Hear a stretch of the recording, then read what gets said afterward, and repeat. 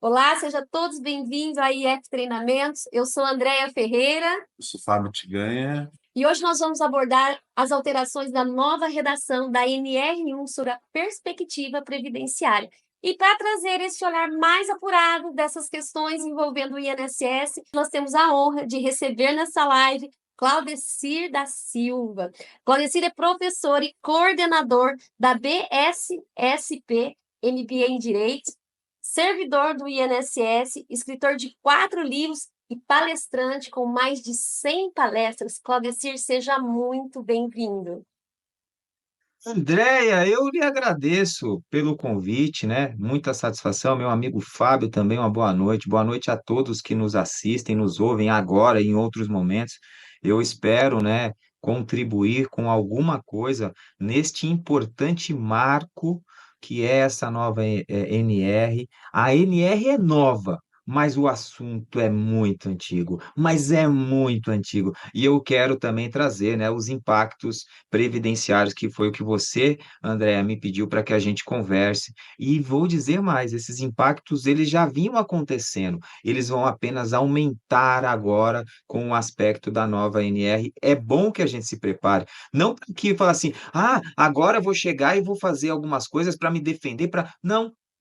A ideia é que a gente saiba o que é melhor para o trabalhador, e isto vai refletir para o empregador, para a sociedade e para as bases governamentais. Então, eu espero ajudá-los a entender nesse aspecto, espero que eu possa ser responsável por um processo de transformação, assim como vocês são e todos nós. Sabe por quê, André? O que eu percebo é que nós, aqui e todos no presente, somos os construtores, os autores de uma transformação. Não existe história pregressa. Nós construiremos. É difícil? É, mas está na nossa mão. Não adianta procurar o que já foi feito antes. Não tem nada. Nós vamos construir. Então, comecemos bem. A perspectiva, a mudança começa em mim, né? Exatamente. Muito bom, André. Ô, Claudeci, para começar esse nosso bate-papo aqui, eu gostaria de tratar, né, dessa questão das doenças psicossociais no ambiente de trabalho, que infelizmente é um fenômeno que vem se agravando aí, se acentuando ao longo dos tempos, né? E dentro, dentro dessa perspectiva previdenciária, né, do INSS, de fato, houve um incremento na concessão de benefícios por incapacidade temporária relacionados a doenças psicossociais.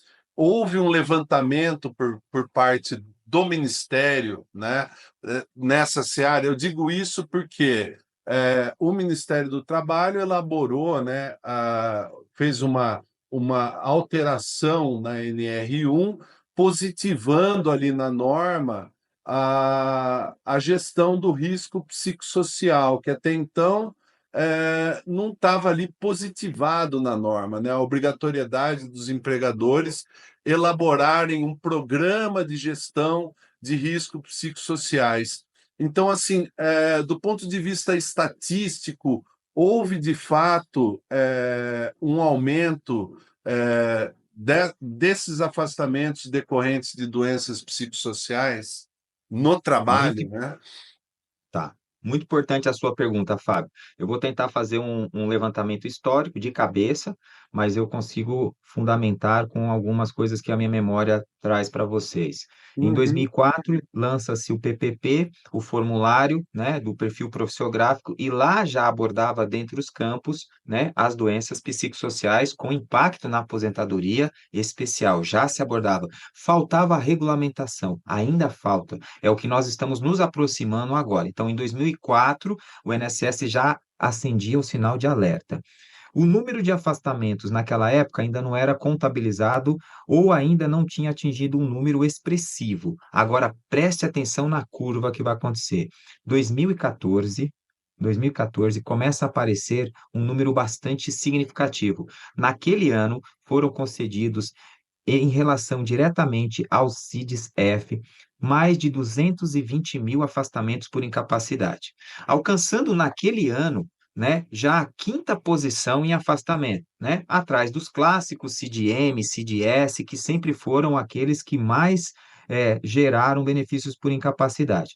A partir de 2014, a Previdência, com o advento das informações do E-Social, e de ferramentas de consulta, começou a monitorar esses afastamentos. E aí, Fábio, a linha foi crescendo, houve um decréscimo, né, em 2015, 2016, abaixo dos 200 mil afastamentos do CDF, aí veio a pandemia, o negócio começou a, de fato, voltar a crescer, a tal ponto que no ano de 2023, ultrapassou a barreira dos 250 mil afastados, e 2024, o ano passado, ultrapassou a barreira dos 420 mil afastados, ocupando o primeiro lugar em afastamentos previdenciários. Aí você vê por que que a NR01 veio para cá, porque o INSS já está sendo apertado. Não é que a NR01 vai tratar um processo, não, já degringolou. Já apertou, já ocupa o primeiro lugar e a pandemia acabou. Não é que, a pandemia Sim, está aí, as pessoas estão com problemas, a pandemia já acabou e já vai se distanciando na nosso imaginário, mas as doenças psíquicas, elas são independentes da pandemia e nós estamos percebendo isso. Então, há um estudo do INSS, uma preocupação, e eu vou dizer mais a você, Andréia e Fábio, aí uma percepção minha como servidor. Veja uhum. só, o INSS apontou esses mais de 450 mil afastados diretamente do CDF. Aí eu pergunto a vocês e convido a reflexão. Quantos outros afastamentos de CDM, CDS ou qualquer outro CID que antes de se tornar um CDS, um CDF, já não havia um transtorno? Alguma perturbação, alguma pressão, que são os elementos que levam aos psicossociais que vocês vão receber em breve, a nova NR, e também os auditores fiscais receberão um manual, que será publicado para a sociedade também, de como tratar esse novo ambiente. Só para ser assertivo, nesse primeiro momento, 2024 é o nosso ano de referência, porque 2025 está em curso.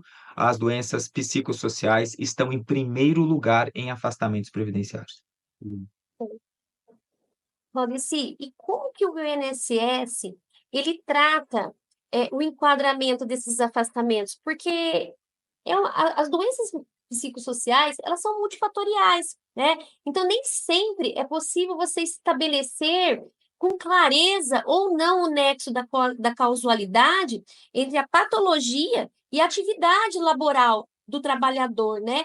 Como que o médico perito ele faz essa avaliação? Porque muitas vezes a doença ela tá desencadeando dentro do ambiente laborativo, porém ele tem questões pessoais e vice-versa, né? E às vezes ele tem questões dentro da empresa e aquilo conjugando com os fatores externos da vida dele, muitas vezes a gente não sabe por onde começou, né? E nem às vezes aonde que está desencadeando. Como que o médico perito ele faz essa avaliação? O Claudeci, até pegando o gancho, só para complementar a pergunta, assim, como que é feito esse tratamento? Eu acho que é uma dúvida dos empregadores, de um modo geral, né? Por conta de como que se estabelece o nexo de causalidade para caracterizar, né, se esse benefício vai ser enquadrado como B91 ou como B31, se é uma doença com relação, né, com o trabalho, ou se é uma doença de qualquer causa, né? Como que fica essa questão? Então, muitos empregadores eles ficaram preocupados com essa nova redação da NR1, também em virtude disso, de, olha, então, de repente, os trabalhadores que se afastam por depressão, todos os trabalhadores que se afastarem por depressão ou por ansiedade ou por algum transtorno, né, correlato, ele vai se afastar lá no INSS e ele vai ter garantido um período de estabilidade. Então, assim, fica uma nuvem. Se você puder jogar uma luz sobre isso, né, de como que isso se dá lá dentro do INSS, eu acho que é de grande valia, né? Muito, muito mesmo, vai ser bem esclarecedor. Vamos lá. Eu vou dividir essa pergunta, então, em duas partes da resposta. Primeiro, a dificuldade que toda a sociedade tem em poder classificar a saúde mental em doença. Tá muito difícil. Mesmo os psiquiatras, eles têm dificuldade, porque, do ponto de vista da ciência, da medicina, a doença ela é caracterizada, independente às vezes até do sexo, independente até da etnia, da cor, da etariedade. Não, é doença, tá ali, o vírus não importa, ele é democrático, né? E você consegue de forma objetiva classificar uma doença e em detrimento um tratamento. Como a Andrea falou, o problema é que as doenças, assim chamadas doenças, ainda há uma dificuldade na sociedade em fixar doença para uma parte, outra já está caracterizado, é em colocar as doenças mentais. Por quê? Porque ela é subjetiva, é o que a André e o Fábio colocamos. Há muitos fatores que envolvem esse aspecto e mais. Vai exigir do profissional cientista e da sociedade aquilo que hoje ele não tem, que é o tratamento individualizado. Por quê? Como você trata a doença e a doença ela é geral, né? Então você pega uma gripe, você fala, essa pessoa está com gripe. Por quê? Porque os sintomas tais, o vírus está ali, tá. Então é claro que é uma gripe para a generalidade. A tal ponto essa generalidade é preocupante que a médico e a minha crítica como cidadão, não como servidor, nem como profissional, como cidadão, está com virose, nem olha na cara da pessoa. Isso é um erro. Eu tenho que investigar, eu tenho que pedir exames para saber se é uma virose, porque há semelhanças entre os vírus que leva a isso. Agora, se na classificação objetiva nós temos problema, imagina na subjetiva que a Andrea fixou. É muito complexo. Aí eu vou agora a resposta direta no INSS. Ainda há muita dificuldade no mapeamento e na classificação por parte dos peritos médicos. Há bons peritos médicos que já têm uma abordagem, uma pesquisa, um rito de exigência de documentos para que possa sanar isso. Imprescindível um documento psiquiátrico. O psicólogo não é o profissional suficiente, ele é complementar. Então, um documento só com psicólogo não dá para caracterizar uma deficiência na saúde mental. Primeiro ponto. Mas havendo um documento de um psiquiatra, o INSS se pauta em algo objetivo. Hoje, sem a NR1 apresentar as inovações e nem a alteração ao anexo 2 do decreto 3048, lista C. Se vocês depois procurarem da live lá, lista C, já se encontram ali uma sequência de CIDs-Fs correlacionadas a quinais. Então, há uma objetividade nessa análise. Apresentou-se um atestado médico com os CIDs relacionados na lista C do anexo 2 do decreto 3048, não me interessa a CAT. Eu vou automaticamente caracterizar aquilo como acidente de trabalho. Aí a André e o Fábio me perguntaram, ué, mas como é que eu faço para provar que não foi lá no meu trabalho, que é a grande questão? Bom, aí vai ser necessário que a empresa tenha, primeiro, uma contratação de verdade, não essa ficção de contratação que nós temos hoje. Asos de contratação sendo que apto sem restrição e nem se observa o trabalhador, coloca para dentro porque eu preciso.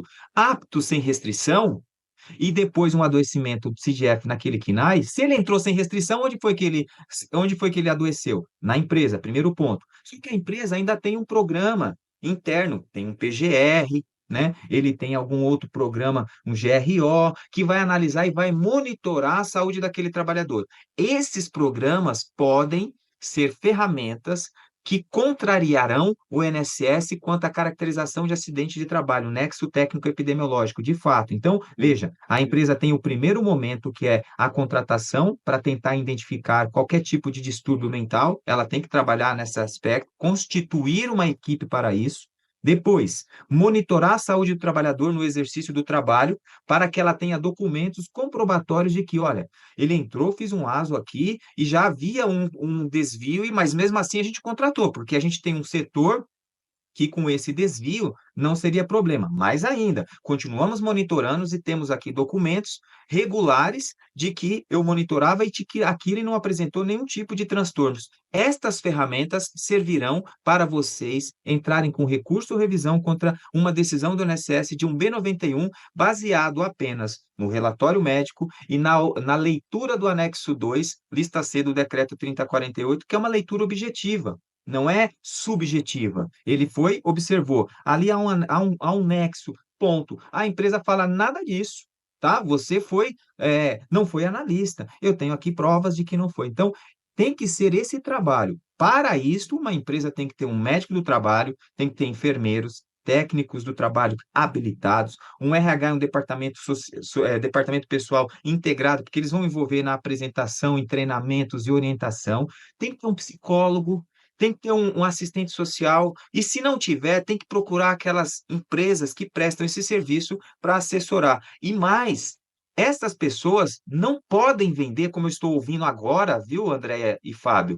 Listas, manuais, gurus. Olha, faça assim, como se eles soubessem todas as especificidades de todas as empresas. Não sabe. Cada empresa vai ter um trabalho que é constituir as características que a cercam. Não adianta comprar na banca de jornal do aeroporto um manual para a saúde mental da NR01. Vai dar ruim, como dizem por aí. Então, de forma um pouco teatral, mas também objetiva, lembrando para vocês o que está acontecendo. Se faltou alguma coisa, me apertem para eu tentar melhorar o Claudici, texto para vocês. eu quero só fazer um comentário que você falou algo muito importante, né?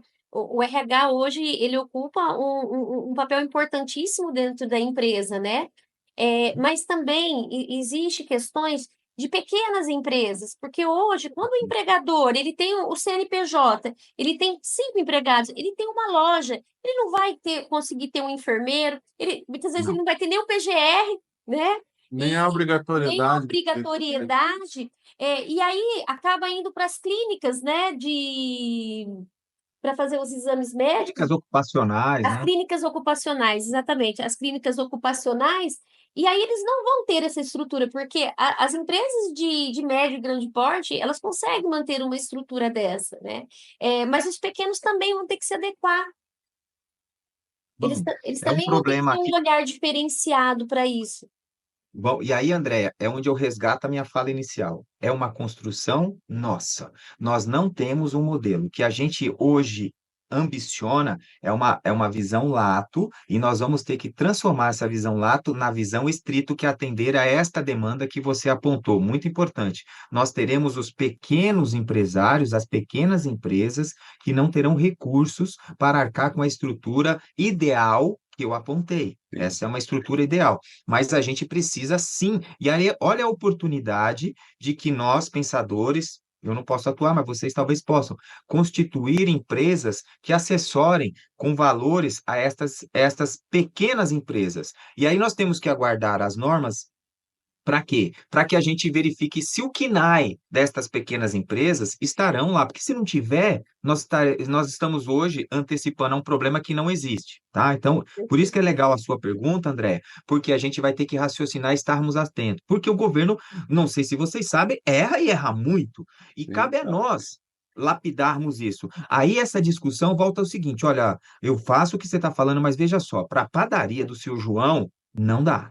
Não tenho como fazer isso e mais. Eu não consigo enquadrar na padaria do seu João os aspectos de impacto da saúde mental que você está falando. Só que é bem interessante que dentro do aspecto é tão abrangente que nós temos dentro de uma padaria do seu João, a gente pode ter meta, pressão, horário, assédio Sim, moral, sim. esses aspectos. E aí, por exemplo, viu, Andréia e Fábio, eu posso pegar estas individualidades e constituir uma empresa de consultoria ou de prestação de serviço para este fim. Então, por exemplo, Andréa, sugestão, estou só pensando, vocês vão melhorar isso. Nessas medicinas ocupacionais, ter um setor, uma pessoa preparada para diagnosticar padarias, farmácias e etc., com valores diferentes, porque são necessidades diferentes. Eu estou só pensando, tá? Porque a gente ainda vai produzir isso. Então, a sua pergunta é ótima para que a gente possa desenvolver esse Eu processo penso, nos eu dois penso o lados. seguinte, Claudeci, acho que você chamou atenção para um ponto importante, que assim, o KNAI é um critério objetivo, certo, né? É, perfeito. Então, que já está, inclusive, fixado também em norma do Ministério do Trabalho, quer dizer, né? Sim. A questão de grau 1, grau 2 ou grau 3, até para exigibilidade ou não do PGR em si, né? Perfeito. Então, é um critério objetivo. Conversando com engenheiros, né, de segurança do trabalho, né, que inclusive eles têm muitas dúvidas com relação a como que isso vai ficar, né, porque até então tudo é muito novo, né?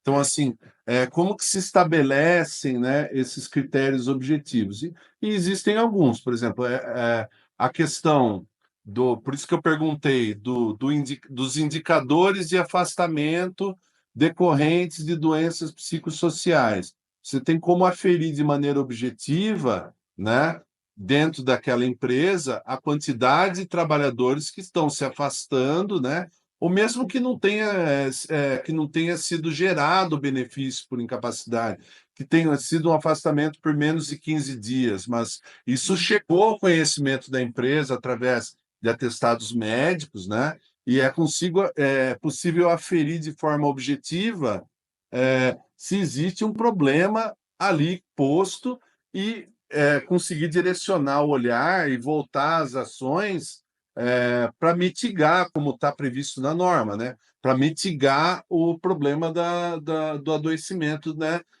Do trabalhador no ambiente ali de trabalho.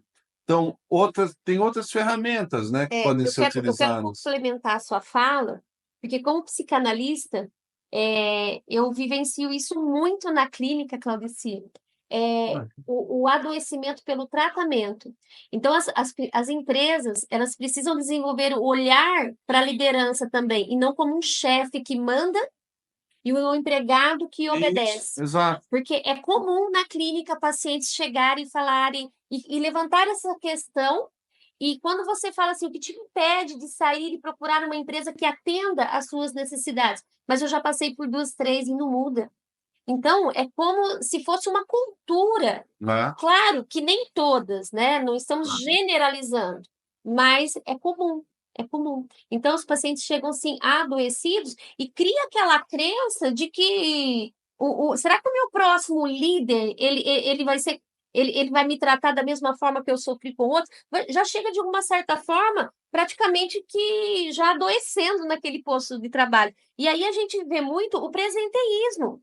Então, mete-se muito o absenteísmo, mas tem acontecido demais o presenteísmo. A pessoa, o funcionário, ele não tem conseguido exercer com excelência devido a essas questões subliminares que a gente não consegue mensurar no dia a dia. Então, o olhar da liderança, da empresa para a liderança, investir em treinamento, capacitação, e para que fique também de uma forma mais incisiva as questões das avaliações dos líderes também, porque o líder ele tem um papel muito importante, porque muitas vezes o líder está tendo conduta que o próprio dono da empresa ele não vê, porque ele confia. E aí ele pode estar adoecendo um trabalhador, né? E a empresa ela vai pagar por um passivo trabalhista muitas vezes, sem saber o que está acontecendo por trás dessa cortina. Eu amei a sua fala, que vai de encontro ao que eu penso. Aí as pessoas falam, ah, você amou, porque ela falou que você concorda. Então tem, né? Porque eu concordo com isso aí.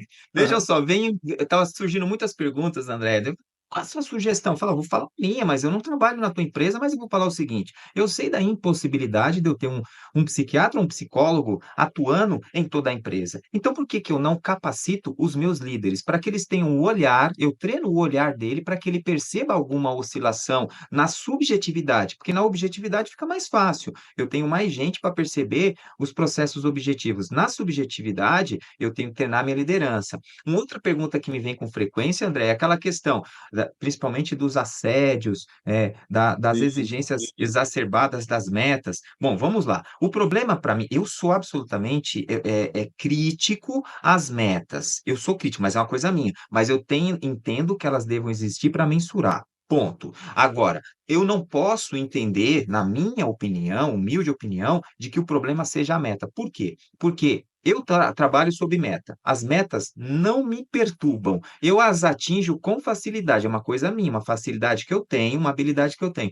O meu colega do lado, pena. Enquanto eu faço em 3 horas todas as minhas atividades com a minha meta, ele faz em 8.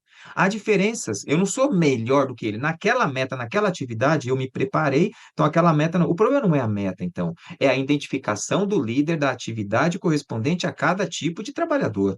Então, o que está acontecendo? Está faltando um líder na minha atividade para verificar que aquela pessoa que está do meu lado não está apta para fazer o mesmo que eu. Eu tenho que encontrar alguma atividade na qual ela consiga desempenhar, atingir a metas pré-estabelecida ou alterar a metas para ela. Ah, mas isso dá muito trabalho. Pois é. É esse o processo que nós estamos agora, é de relacionar. Não adianta vir com a fórmula mágica. Também nós temos, Fábio e Andréia, uma cultura, e nós aqui mundialmente, nós temos uma cultura de guru. Dá a impressão que vai vir uma pessoa de Princeton, Massachusetts, de Harvard, e É. falando para a Andréia, que nunca viu a Andréia, e vai falar, Andréia, se você fizer 10 coisas como eu estou citando, você vai ser feliz.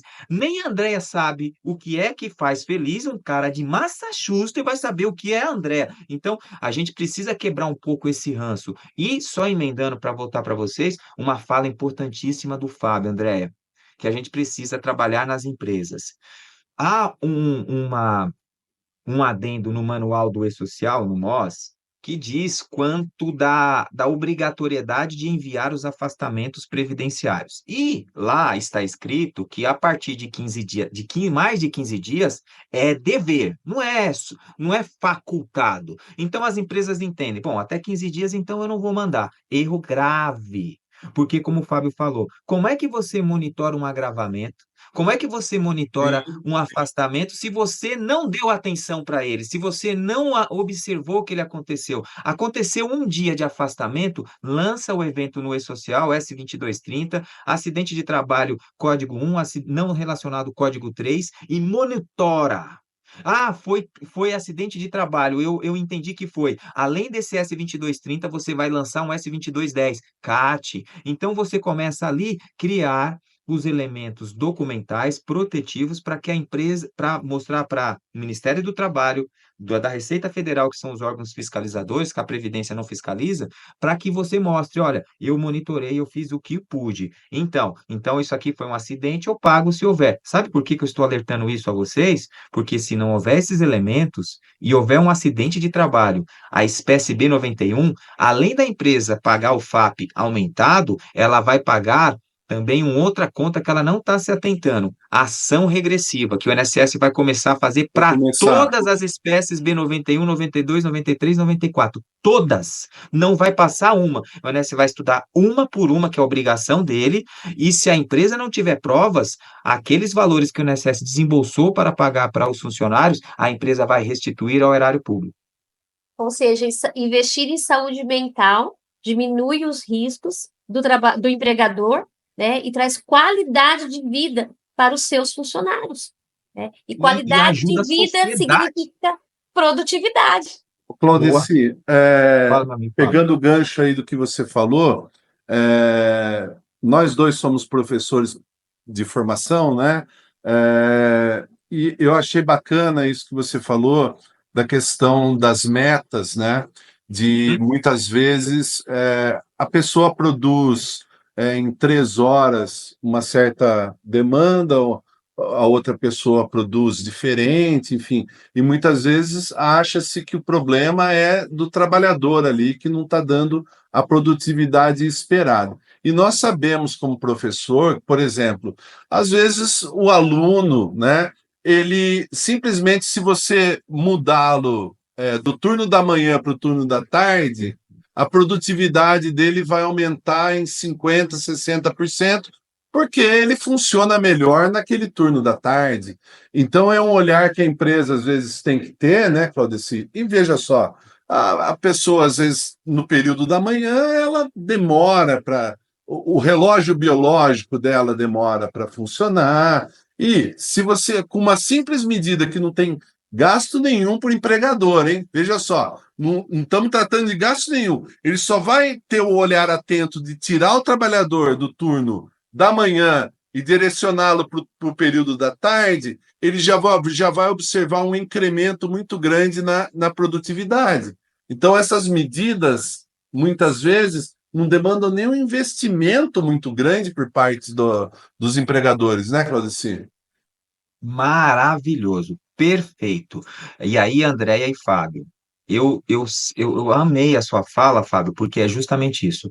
O olhar, a percepção, o estudo do meio vai fazer com que medidas administrativas, dentro do horário de funcionamento da empresa, verdade, Fábio, às vezes, ó, há pessoas que, ao acordar, é aquela lentidão, toma café, vai empurrando. Lá para as 10 horas, aquela pessoa está voando, mas às 5 horas da manhã, quando ela acordou, era Deus empurrando ele, que senão não saía do lugar. Então, uma modificação dessa magnitude, que administrativamente pode não causar nada. Ah, mas fulano entra às 7. Tem gente que ama acordar, tem gente que acorda às 5 horas da manhã cantando, né? A pessoa a Esse mil, sou eu. e vamos. Então, essa Então, pessoa, aí, e essas aí, pessoas, Claudecir, entra o olhar de recursos humanos em fazer uma feito, André. excelente entrevista de emprego e uma contratação correta. Porque numa entrevista de emprego, na primeira entrevista, o profissional de recrutamento e seleção, ele já tem essa apuração.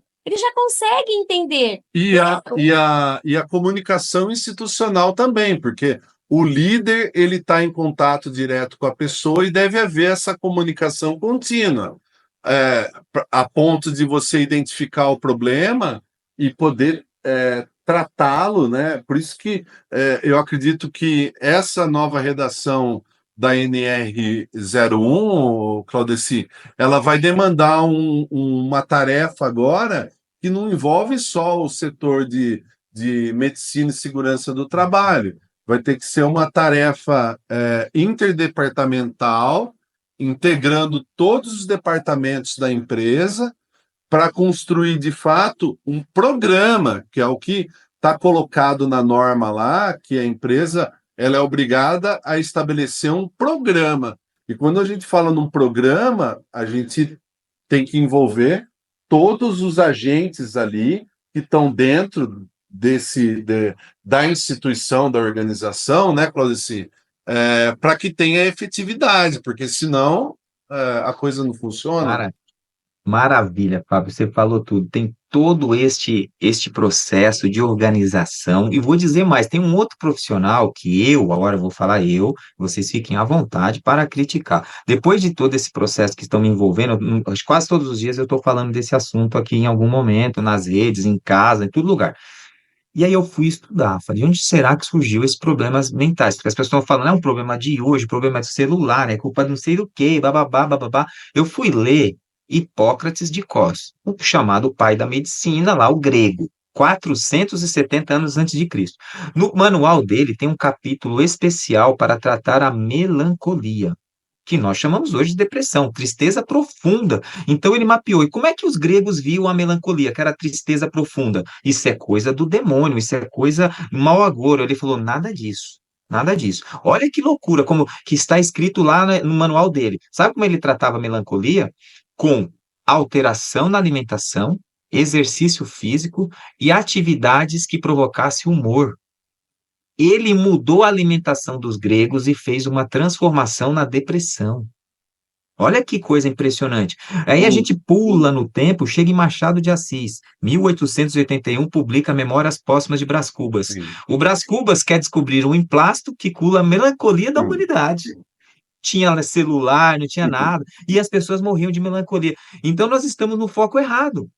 Então, talvez um nutricionista, um estudo de verificar os alimentos, as causas de possíveis momentos de tristeza, também ajudaria a impactar nesse processo. Uma boa alimentação, exercícios físicos em momentos, uma parada, trabalhar com humor, aquela coisa, o humor é muito importante, né, para esses aspectos. Então, eu estudando esses temas, esses clássicos, eu tenho visto que isso poderia ajudar muito. Já que nós estamos no momento de construção, vamos testar, porque não existe nada, somos nós que vamos construir isso, entendeu? Vou te Depois o contar um Fábio vai ficar case. famoso. Vou te Conte um contar um case. case. Tem uma empresa do qual eu dou assessoria dentro dos banheiros. Colocamos você já sorriu hoje dentro do banheiro. Que Olha, tal fazermos algumas respirações? E ali tem o textinho para fechar os olhos e fazer algumas respirações e se sentir o seu corpo mais leve. Porque quando você vai ao banheiro, é um momento que tomar uma água, um café e ir no banheiro, às vezes é um momento que você sai da sua mesa para poder aliviar um pouco a tensão, raciocinar melhor. Então, assim, deu um resultado, assim, excelente. Todos amaram. Ideia simples e sem nenhum custo. pois é, Andréia. Olha só. E aí, veja, você também falou de um caso, eu tenho um caso que me fez refletir, Hipócrates de Cós, que um conhecido, né, não é conhecido da família, mas é um conhecido, jovem, tinha 29 anos, com alguns processos de depressão, aí começaram a dar um medicamento, e esse rapaz começou a sofrer umas distorções no rosto, e fazer assim, internaram ele numa clínica psiquiátrica durante 20 dias, e não surtiu efeito. Aí um médico chegou, um psiquiatra, e falou assim, não, não, para tudo, tira esse medicamento e vamos mudar a alimentação desse rapaz, vamos trazer ele para o ambiente.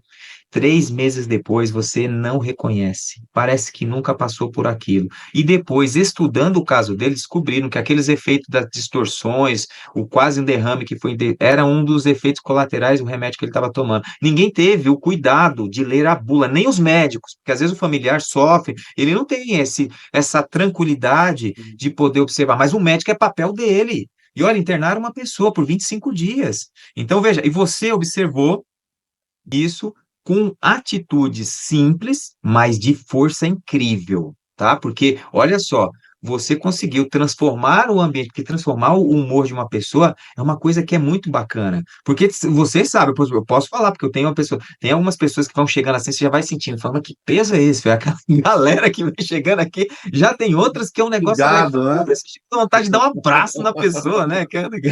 É.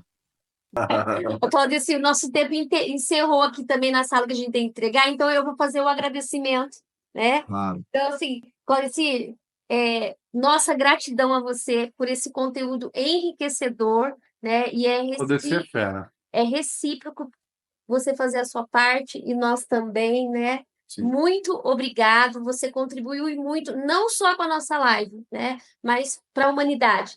Se cada um plantar uma sementinha, né? Daqui a pouco nós temos uma floresta plantada. É E isso começa com a gente, né? Nosso muito obrigada. Claudeci, Olha, Fábio, perdão. gratidão mesmo pela parceria. Eu acho que ninguém melhor para a gente tratar dessa questão. Você é referência no assunto, não só em São Paulo, mas no Brasil todo. Eu sei do seu currículo. Quem não conhece o Claudeci, procure saber. Realmente é uma pessoa que sabe do que fala com propriedade. Então, meu agradecimento de coração. Não tem o que falar, né? Gratidão. Foi ótimo, acho que é isso aí. Poxa, eu que agradeço muito ao meu amigo Fábio, né? A gente já teve alguns encontros, já fez alguns trabalhos juntos, foi muito Sim. feliz, fico muito feliz de poder, de alguma forma, ter contribuído. Agradeço demais, né, ter conhecido você, André. Espero ter outras oportunidades para a gente trocar outras ideias. Creio que você tem muito a contribuir também. A gente trocando ideia, é assim que a gente constrói de fato um país. As normas, elas são acessórias, porque quem transforma mesmo somos nós. No dia a dia, na prática delas, e meu sonho é um dia a gente fazer as coisas independente de norma, para o bem coletivo. É mais ou menos isso que eu penso. Muito obrigado, viu, pelo convite e por esse espaço que vocês me deram. Obrigado, Obrigada. Claudeci. Uma ótima noite. Ótima noite, meus amigos. Tchau, tchau. Tchau.